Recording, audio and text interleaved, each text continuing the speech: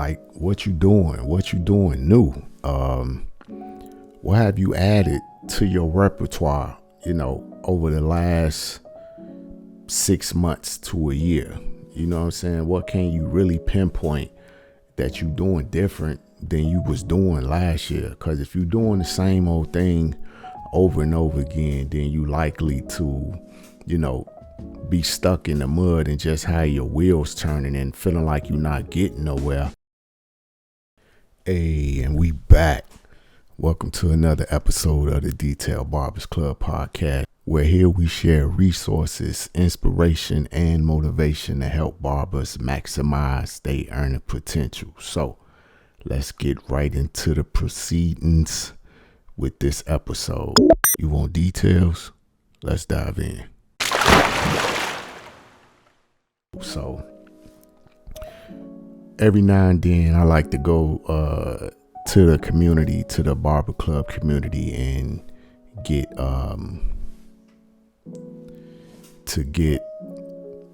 questions about some topics that they would like to cover and want to hear me go in depth with. So this particular question here was from one of the members, and he basically wanted to know, how do you survive the times in the barber industry today? So it's 3 questions I think you have to ask yourself when it comes down to it. And the first question is, what kind of barber are you? So you should be able to break down, I say you should be able to break down your style of cutting like in 10 seconds, like quick. So if somebody was to ask me, how do I identify my style of barbering? Easily I would say, I'm a detail barber specializing in clean fades and lines. It typically take me 30 minutes to an hour depending on the service. So that would be my spiel. That's how I identify my style of cutting. I typically like to focus on the detail of the cut, and that's me. So knowing what kind of barber you are can play a major role in how you survive moving forward. So let's dive a little deeper. And these are some more questions that you will have to ask yourself to get a better understanding of where you're heading. So A, like I say, have you identified your style? Do you know what that is? Do you know how to tell somebody what it is that you do? Can you explain to them what you do, real brief, without being long-winded and without a whole lot of thought behind it? So if you're able to do that, then you kind of on the right path of being able to sustain yourself moving forward. Okay. B, do you know your strengths and weaknesses? Like, we all have things that we good at when it comes to cutting hair, and we also have things that we could strengthen. So knowing your weak areas would kind of help you minimize your shortcomings as far as longevity. That way you could work on the things that you're not good at, that you're not good at a particular thing, when it's something you don't want to do or you try to run from.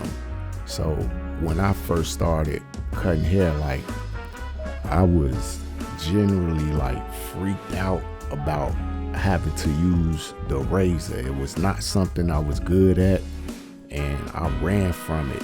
Anytime a client came in the shop, I was like, no way, I don't want to do nobody with no razor. I'm scared to cut somebody. I don't want to end up making somebody bleed to death, going to the hospital. So the razor was just something that I ran from. I knew that was my weakness, and I knew in order for me to get good at it, I was going to have to face that. And I was going to have to really look that thing face to face and say, you don't get to hold that over me. So, and now using the razor is one of my favorite things to do. Like, cutting hair is fine, but where the detail come in at for me is using the razor. So yeah, identifying your strengths and your weaknesses, I say, is another thing. C, are you open to criticism? Now, this is something here that I don't think I ever really had a problem with, but I could see how it can be a deterrence for people, especially when you young and you up and coming and you trying to figure out where you stand in the business. Like, you really want to get some skin in the game, man. You got to be able to accept criticism from people. So criticism, you shouldn't look at it as like somebody taking shots at you, because it's not. It's really helping you open your eyes to what parts of the business, what parts of haircutting, what parts of customer service, you could get better at. So criticism, don't shy away from criticism. Take that with a grain of salt, because it's only gonna make you better. All right, number 2. Are you still learning and studying the barber craft? Yeah, man. So, like, what you doing new? What have you added to your repertoire, over the last 6 months to a year? You know what I'm saying? What can you really pinpoint that you're doing different than you was doing last year? Because if you're doing the same old thing over and over again, then you likely to, be stuck in the mud and just have your wheels turning and feeling like you're not getting nowhere. And don't nobody want to be, just doing something just to be doing it. Like, being a barber is something you should enjoy doing. You know what I'm saying? Once you get to the point where being a barber start feeling like work, and how you thinking you should actually go get another job.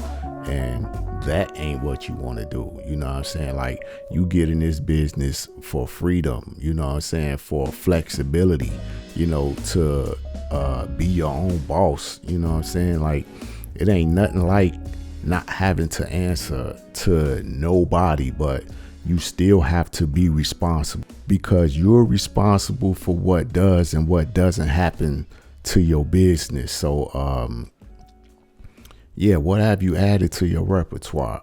Another thing is that thing that you added to your repertoire being well received. And what I mean by that is, what you doing, are the clients coming back and they telling you like, yeah, that was good, I like that. You know what I'm saying? Like, keep doing that, and asking you questions like, man, when you start doing that, that's a nice touch.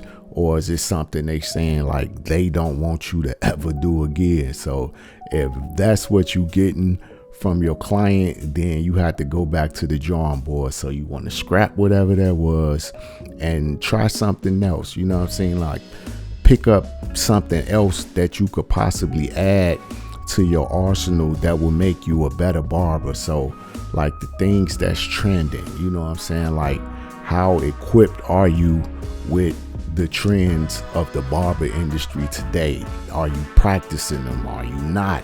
If you're not, I would say you're selling yourself short, because you're missing out on a lot of possibilities to earn yourself some extra income and to get in the know and to be seen out here. Because, we using these platforms nowadays, and they really helping us expose ourselves to more opportunities and more people. So it's that new thing that you added, is it being well received?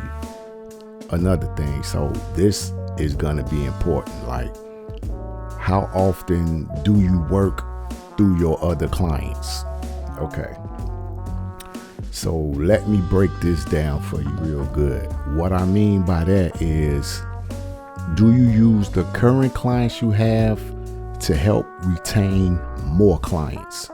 So it's this saying that your next big opportunity could be right there within the clients that you already have.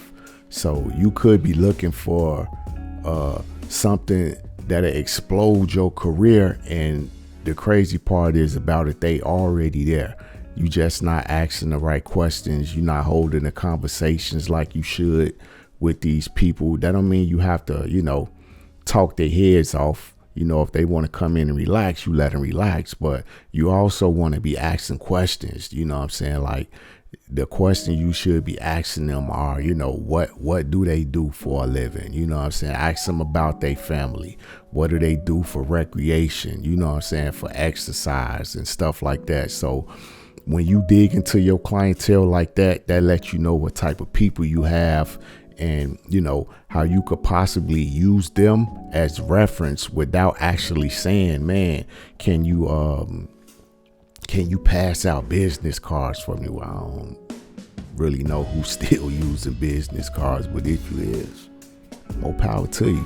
But using the clients that you currently have is one of the best ways to help propel your clientele forward, so you don't feel like you stuck in the mud and you're not getting nowhere in your barber career. So don't overlook the fact that your next possible big break could come from somebody who already sits in your chair on a weekly basis, or however often they come, but they probably right there and you don't even know it. But you have to engage with them. You have to, be cordial. You know what I'm saying? You don't want to ask people personal questions, and if it appears that you asking something that they don't want to answer, then you gotta know how to finesse your way around that.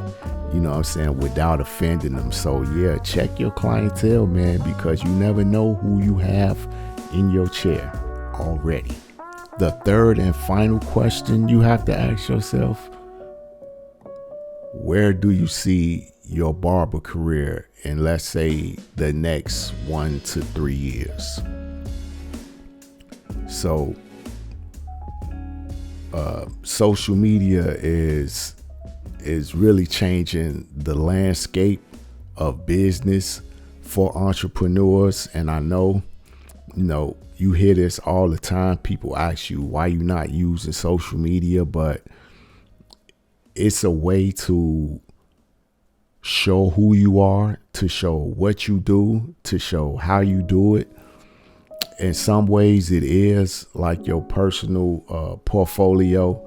Now, I don't advise that you stick to just posting haircuts, because it gets kind of repetitive and nobody want to see your work all day. It's a ton of pages that just show haircuts. So you don't really want to just show haircuts. You want to show people that you are more than just a barber, also that you're a human. You know what I'm saying? So show some human side of who you are outside of barbering. Like, nobody gonna get to know you. Nobody gonna want to do business with you if all you shoving down their throat is, your work. Now, this could be something that's working for you. Now, if it's working for you, then don't pay me no mind. Just forget everything I just said. But I happen to know for a fact that my engagement and my clientele started to shift, and it started to really grow more when I opened up and when I showed people more to me than just cutting hair, so they could tap in and they could see me with, my family, with my wife, or they could see me doing photography, or, just different things to show them that you more than what you say you are as far as being a professional barber. So from that, you will have to think about how you could capitalize off of using these social media platforms to help you generate more income. So the monetization game is always changing. So they have like multiple ways you could generate income through social media. So think about some different things that you could do other than what you do that will help you generate some income. You know, you could teach people what you know. If you at the point where you have the knowledge and you could share knowledge with people and help somebody else, you could teach, whether it's in person, online courses, or, you know, phone calls, tech, you know what I'm saying? So if you could reach people that way, then that'll really help you have more leverage to how you bring in a different source of income. And lastly, I would say is lean into what works for you. So it'll be a lot of advice given out here. So you have to pick and choose what's for you and what's not for you. So, and really the only way you're going to be able to do that is by trying as much stuff as you can. Now, the goal is not to work yourself crazy, because the more you do this business, you want to be able to save some time for yourself, save some time for your family. So if you behind a chair all day, every day, that could lead to the possibility of a burnout. And at that point, I would say that is not working. I've been there quite a few times. So I don't suggest you just work yourself crazy behind the chair, but find out what does and what doesn't work for you and work it to the best of your ability. So that's really what I wanted to say about ways you could survive the times, is answer them 3 questions. 1, what kind of barber are you? Do you know how to identify your style as a barber? 2, are you still learning and studying the barber craft? Because the more you know, the more you could grow. 3, where do you see your career in the next 1 to 3 years? So if you could map that out, if you could get that blueprint for yourself, I'm sure you will be able to survive in this game. If you could understand those 3 things, that'll help you to not survive but thrive in this industry. So I hope that proved to be benefit for you. If it was, like, share, leave a comment. Last but not least, subscribe to the channel, and I'll catch y'all on the next one. Peace.